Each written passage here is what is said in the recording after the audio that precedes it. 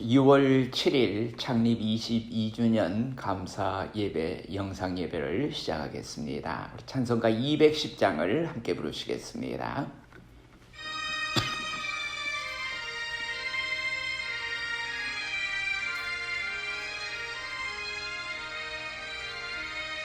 시온성과 같은 교회 그의 영광 한없다. 허락하신 말씀대로 주같이 세웠다.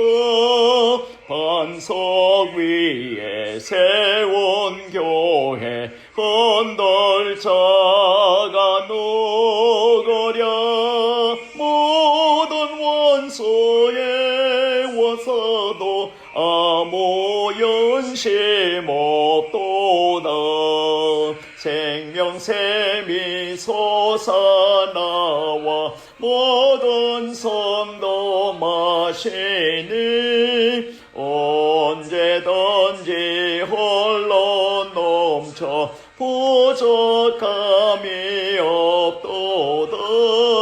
이런 물이 홀로 가니 목마를 자 누구랴.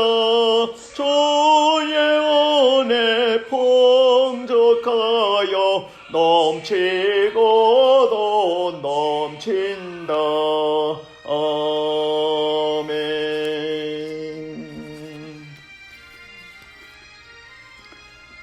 오늘 우리에게 주시는 하나님의 말씀은 에베소서 1장 22절과 23절 말씀이 되겠습니다. 신약성경 311페이지입니다.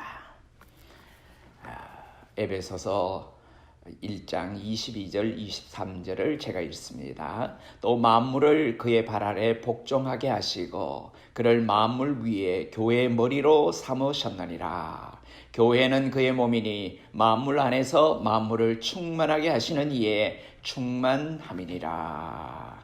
아멘. 이 말씀에 귀한 은혜가 있으시기를 바랍니다. 오늘 이 말씀을 가지고 하나님의 아름다운 교회라는 제목으로 말씀을 묵상하려고 합니다. 우리 잠깐 기도드리시겠습니다.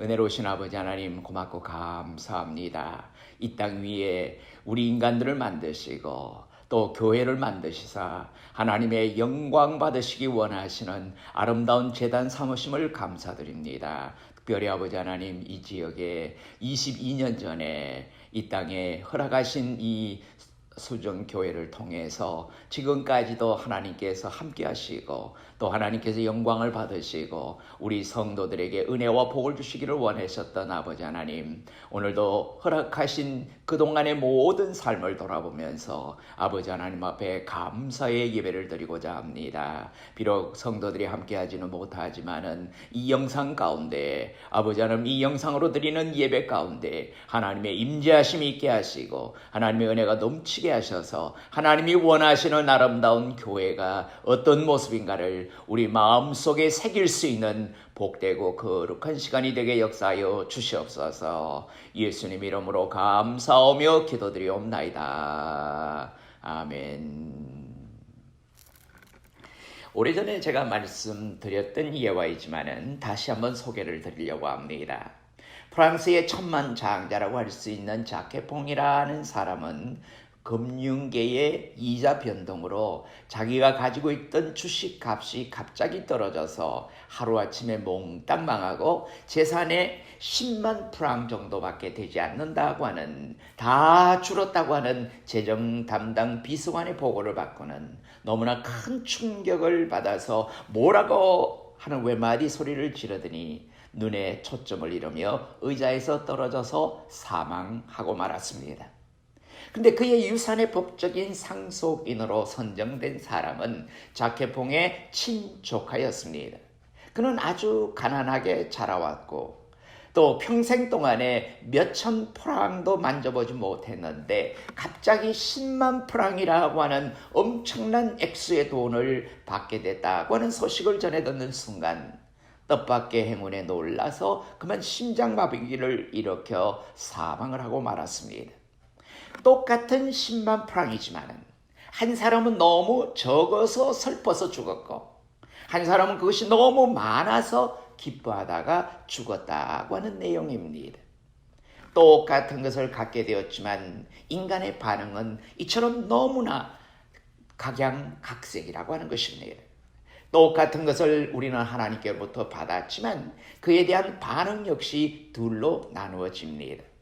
받기도 전에 야곱처럼 10분의 1을 하나님 앞에 바치겠다고 서원을 하는 사람이 있는가 하면은 이미 받았음에도 감사하기는커녕 계속 불만인 사람들도 있다고 하는 것입니다. 우리는 벌써 22주년이라고 하는 이런 창립기념일을 맞이하게 됩니다. 우리는 창립일을 맞이할 때마다 지금까지 하나님이 베풀어 주신 은혜를 감사하며 살아가고 있는 우리 성도들의 모습에 하나님은 큰 축복을 허락해 주실 줄로 믿습니다. 바울은 교회에 대해서 이렇게 가르쳤습니다. 교회의 머리는 오직 예수님 뿐이십니다. 그는 하나님을 대적하시는 모든 세력에 대해서 대결하며 또 승리케 하시는 권위자이십니다 하는 이런 고백과 이런 가르침을 바울은 하고 있습니다. 예수님의 부활은 영광의 부활이요 그의 우편에 앉으심은 명예로운 되권을 장악하고 있는 그런 보좌라고 하는 것입니다. 그의 교회는 그리스도가 우주의 모든 것을 주관하시는 주이심을 보여주는 영역입니다. 우리가 하나님의 교회는 진리 위에 존재하고 진리를 선포하는 주님의 몸이라고 하는 것입니다. 그렇다면 우리 교회가 이 같은 하나님의 아름다운 교회가 되려면 어떻게 해야 될까요? 어떤 모습의 교회가 되어야 될까요? 첫째로 교회의 힘입니다. 교회의 힘을 우리가 한번 생각을 해보십시다. 세계 각국을 여행한다거나 또 매스컴을 통해서 뉴스를 보다 보면 개인이나 사회나 교회나 국가가 그 힘의 격차가 너무나 심각한 것을 볼 수가 있습니다. 오늘날 교회도 약한 교회와 부한 교회의 격차가 너무나 심한 것이 현실이고 개인 생활에 있어서도 그 격차는 너무 심하여 이것으로 말미암아 서로 화해가 이루어지지 못하고 서로는 담을 쌓고 원수시하고 있는 그런 실정 속에 살아갑니다. 이로 인해서 그리스도 안에서 한 몸이라고 하는 교회가 제대로 사명을 감당하지 못하고 있습니다. 하지만은 우리 교회는 이러한 모습에서 탈피하여야 된다고 하는 것을 생각해 보려고 합니다. 사람에게는 생일날이 있고 또 죽는 날이 있고 그리고 죽고 난 다음에 심판의 날이 있지만은 교회는 창립일이 있고 그리고 심판일만 있습니다. 하나님께서 이 지역에 작고 겸손하여 순종하는 교회를 22년 전에 창립해 하셨습니다. 자, 오늘과 같은 상황으로 온 교우들이 함께 감사 예배를 드리지 못하는 아쉬움은 있지만은 우리와 함께 하시고 우리의 중심을 헤아려서 받기를 원하시는 하나님께 각자의 처소에서 마음을 다하여 감사를 드리기를 소원합니다. 하나님께서 이 땅 위에 교회를 세우심은 하나님을 널리 알리기 위해서만이 아닙니다. 많은 사람들에게 하나님을 알게 하고 더불어 그들을 구원하시고자 하는 위대한 뜻이 담겨져 있다는 말씀입니다. 그런데 이러한 하나님의 사명을 잘 감당하기 위해서는 그만한 힘이 있어야 하는 것입니다. 따라서 어떻게 우리가 교회의 힘을 보존해야 되며 우리들의 교회의 힘을 어떻게 잘 선용해야 되는가 하는 문제는 매우 중요한 현실의 문제입니다. 그렇다면 교회의 힘의 근원은 무엇일까요? 주님께서는 초라한 목수의 아들의 신분으로 자신을 따르는 비천하고 무지한 소수의 제자들에게 내 교회를 세우리니 음부의 권세가 이기지 못하리라고 하셨을 때 많은 사람들은 그 언약을 그대로 믿기가 어려웠습니다. 세상에 지혜롭고 세상에 명예를 가지고 세상의 지위를 누리고 사는 사람들을 통해서 일한다고 했으면 아마도 어느 정도는 가능성 있게 보았을 것입니다. 그러나 가장 천한 사람들을 뽑아서 그들을 통해서 귀한 일을 한다고 했을 때 믿는 사람들은 많지 않았습니다. 그러나 지금 우리 교회는 시대와 역사의 온갖 불의한 세력들의 음모와 박해 속에서도 오늘날까지 2000년 이상을 교회들은 건재하며 한 발 더 나아가서 세상의 빛과 소금으로서의 사탄의 권세에서 인류를 구원하시는 하나님의 의의 도구가 되고 있다는 사실입니다. 자, 이와 같이 교회가 만왕의 왕 대신 예수 그리스도를 기초로 삼고 초석으로 삼고 있는 한 교회를 넘어뜨릴 수 있는 세력은 아무도 없습니다. 두 번째로 교회의 반석입니다. 그렇다면 교회가 영적인 의미에서 하나님의 집이라고 볼 때 과연 기독교회는 그 무엇을 존재의 터전으로 삼고 세워졌을까요? 예수 그리스도를 제외한 하나님의 교회는 있을 수가 없습니다.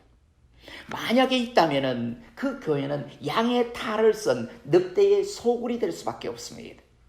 바울은 에베소 교회에 편지하기를 이제는 전에 멀리 있던 너희가 그리스도 예수 안에서 그리스도의 피로 가까워졌느니라 이렇게 증거하고 있습니다. 그렇습니다. 교회의 힘의 근원은 오직 예수 그리스도이십니다. 한마디로 교회의 힘은 수나 양도 아닙니다. 수적인 부분도 아닙니다. 어떤 형식이나 외관도 아닙니다. 오직 예수 그리스도의 보배로운 피, 그것이 오늘날 우리들의 신앙생활의 최고의 모범이요 표준이 되며 교회의 힘의 근원이 되는 것입니다. 보통의 죽음은 우리가 생각할 때 인생의 완전한 패배라고 생각을 합니다.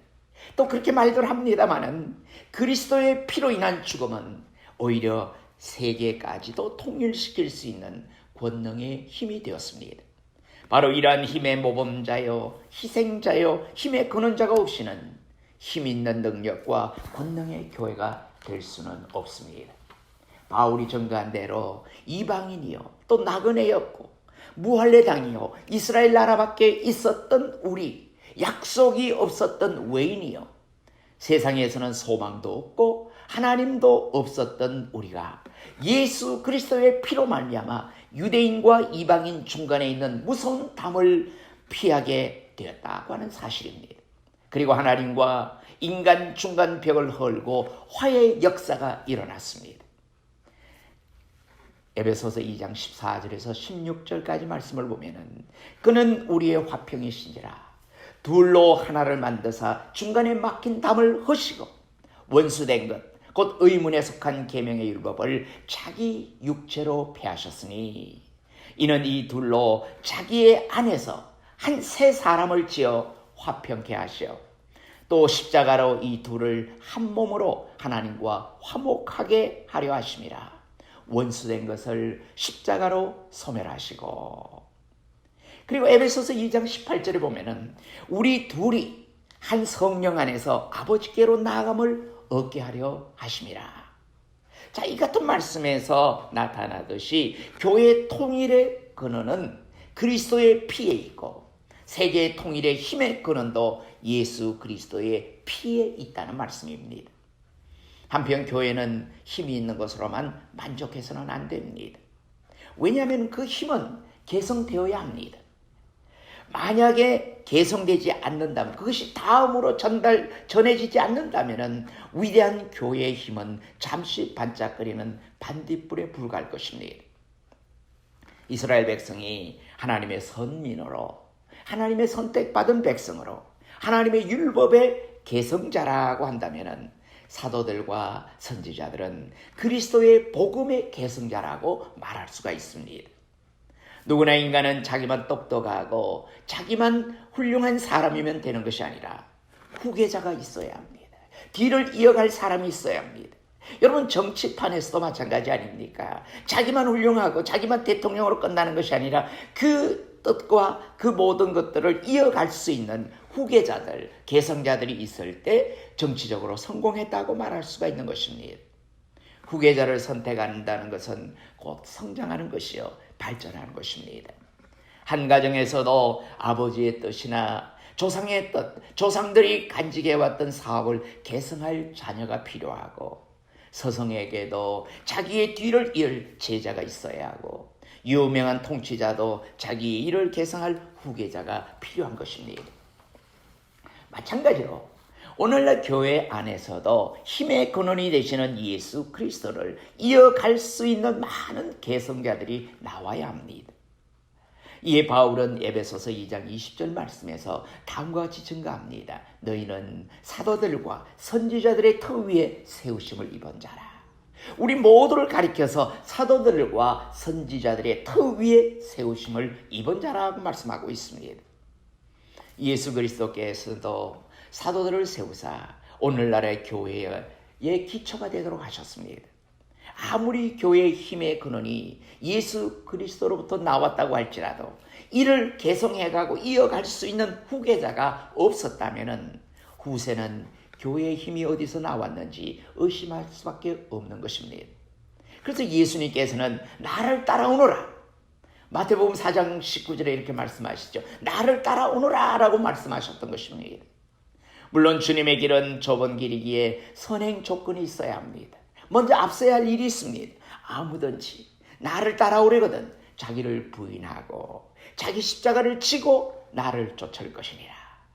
이 말씀은 그리스도를 따르려는 후계자들이나 제자들은 자기를 부인하고 자신을 내려놓고 이러한 그들에게서 오늘날의 교회의 힘이 계승되어 왔다는 사실입니다. 오늘날 세계에도 수많은 십자가의 계승자들이 있다고 생각을 합니다. 그러나 과연 예수 그리스도의 참 제자들은 얼마나 될까요? 오늘날 진정한 예수님의 제자가 몇 사람이나 될까요? 솔직히 말해서 우리는 세상의 권력이나 명예나 재물과 또 십자가의 갈림길에 놓여 있을 때가 있습니다. 세상의 것을 잡을 것이냐 아니면은 십자가의 길을 택할 것이냐 갈림길에 놓여 있는 경우들이 있다는 말씀입니다. 그러나 주님의 참 제자라면은 이런 상황을 처할 때마다 믿음과 감사와 또 기쁨으로 주님의 십자가를 향할 수 있어야 한다는 말씀입니다. 세 번째로 하나님의 집으로서의 교회입니다. 하나님의 가족은 다 같이 하나님의 집에서 살아갑니다. 오늘 본문은 우리에게 다음과 같이 증가합니다. 그의 안에서 건물마다 서로 연결하여 주 안에서 성전이 되어가고 너희도 성령 안에서 하나님의 거하실 처소가 되기 위하여 예수 안에서 함께 지어져 가느니라. 자, 여기는 우리에게 참 깊은 의미를 주는 말씀이라고 생각을 합니다. 하나님의 시민, 하나님의 가족들이 함께 모여 사는 곳을 하나님의 성전이라고 말하고 또 오늘 예배드리는 그 장소라고 하는 것입니다. 한편 성경은 고린도전서 3장 16절 말씀에서 다음과 같이 증가합니다. 너희가 하나님의 성전인 것과 하나님의 성령이 너희 안에 거하시는 것을 알지 못하느냐. 누구든지 하나님의 성전을 더럽히면 하나님이 그 사람을 멸하시리라. 하나님의 성전은 거룩하니 너희도 그러하니라. 성도들 각자가 모두 하나의 하나님의 집이라는 사실입니다.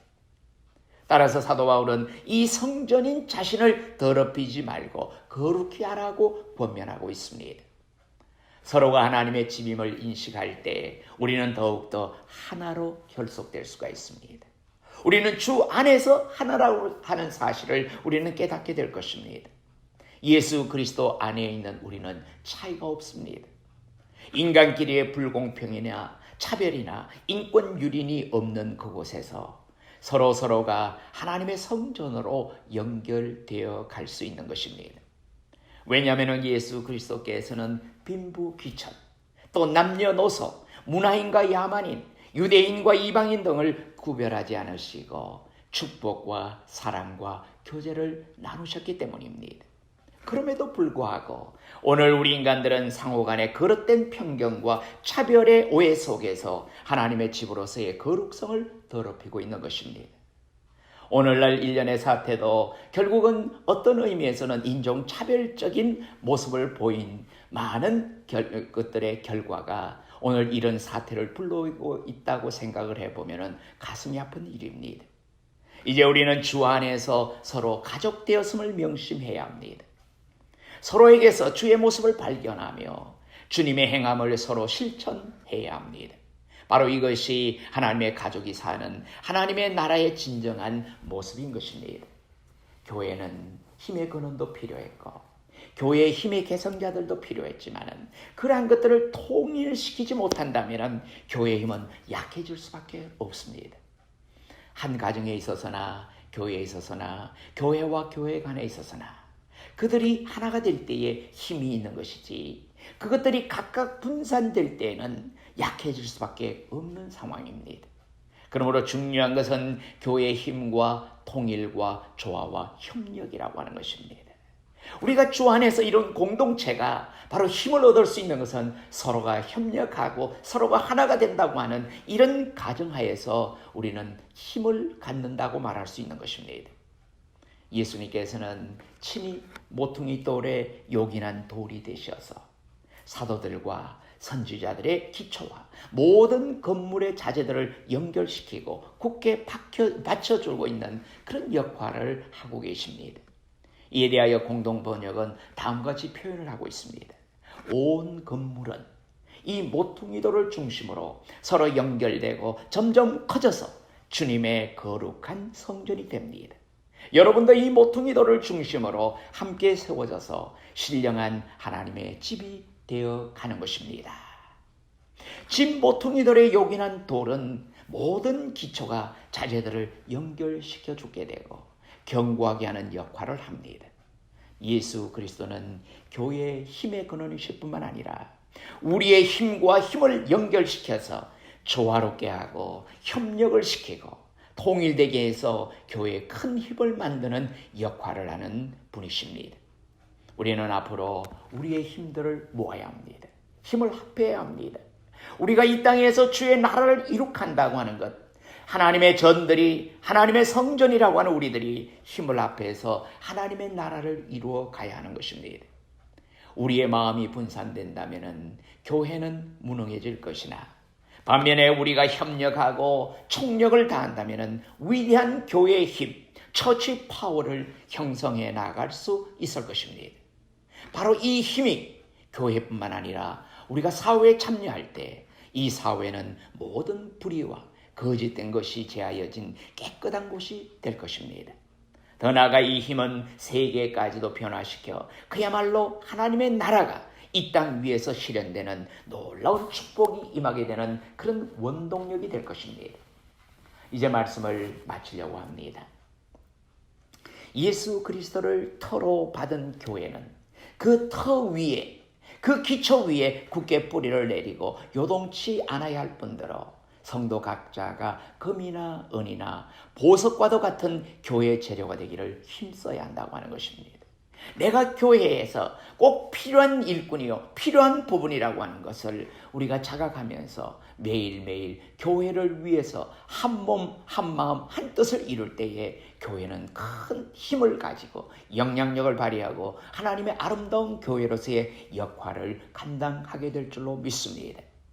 교회의 터와 반석이 되기 위하여 피를 흘리신 주님의 염원에 부응하는 그런 교회가 될 때 진정으로 반석 위에 세워진 교회가 될 것입니다. 그리스도가 있는 곳에 교회가 있는 것입니다. 우리 몸은 하나님의 성령이 거하시는 성전입니다. 성도 하나하나가 그리스도 안에서 하나가 되는 것이 바로 교회입니다. 헤어져 있으면 우리 하나하나는 별로 쓸모가 없지만은 그리스도의 성령으로 하나가 되어 갈 때에 훌륭한 성전을 지어 나갈 수가 있고 이루어 나갈 수가 있는 것입니다. 고린도전서 3장 16절 17절을 다시 읽습니다. 너희가 하나님의 성전인 것과 하나님의 성령이 너희 안에 거하시는 것을 알지 못하느냐. 누구든지 하나님의 성전을 더럽히면 하나님이 그 사람을 멸하시리라. 하나님의 성전은 거룩하니 너희도 그러하니라. 하나님의 성령이 거하시는 이 성전, 우리들의 몸을 깨끗이 간수해야 할 책임이 바로 여기에 있는 것입니다. 우리 모두 서로 하나가 되어 하나님께 영광을 돌리는 삶을 사십시다. 내 마음의 전을 깨끗이 간수해서 성령의 전이 되게 하십시다. 이러한 성도를 하나님께서는 기뻐하시고 또 축복하여 주실 것입니다.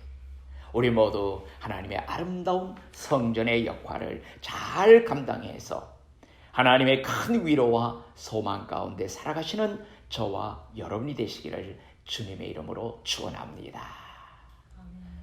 자, 우리 다 같이 잠깐 기도드리시겠습니다. 은혜로우신 아버지 하나님, 고맙고 감사합니다.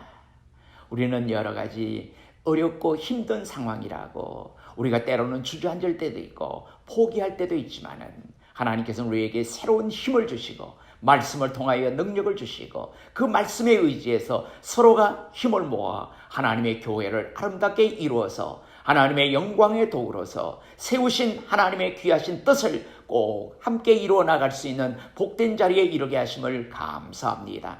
작은 힘이지만은 우리가 서로 합하여 한 뜻을 이루고 한 마음을 이루고 한 가지로 우리가 방향을 정하여 나갈 때에 틀림없이 하나님께서 원하시는 뜻을 우리를 통해서 이루어 가실 줄로 믿습니다. 사랑하는 성도들의 모든 삶을 감찰하시고 여러 가지 부족한 부분들을 채워주시고 하나님 앞에 구하는 것마다 다 응답되어지는 놀라운 축복들을 우리 성도들이 날마다 경험하게 도와주시옵소서. 그러므로 말미암아 이 제단을 통하여 흘러나오는 하나님의 놀라운 축복의 통로들이 이 교회가 되게 축복하여 주시고 성도들에게 하나님의 채우심의 놀라운 은혜를 우리가 날마다 경험하는 귀한 자리에 이르게 인도하여 주시옵소서. 아버지 하나님, 매일매일 삶을 주님 앞에 의탁합니다. 주님께서 감찰하여 주시고 주님께서 안전을 지켜주시고 주님께서 건강을 책임져 주심으로 말미암아 온 성도들에게 하나님의 큰 위로와 은혜와 또한 기쁨과 충만함이 넘치게 도와주시옵소서. 예수님 이름으로 감사하며 기도드리옵나이다. 아멘. 이제는 우리 주 예수 그리스도의 크신 은혜와 하나님 아버지의 무궁하신 사랑하심과 성령님의 감동, 감화, 교통, 위로, 인도하심이 이 자리에 모여 하나님 앞에 예배드리고 또 하나님께서 원하시는 아름다운 영향력 있는 아름다운 교회 역할을 감당하고자 작정하는 우리 사랑하는 성도들 머리 위에 이제로부터 영원히 함께 계시옵기를 축원하옵나이다. 아멘.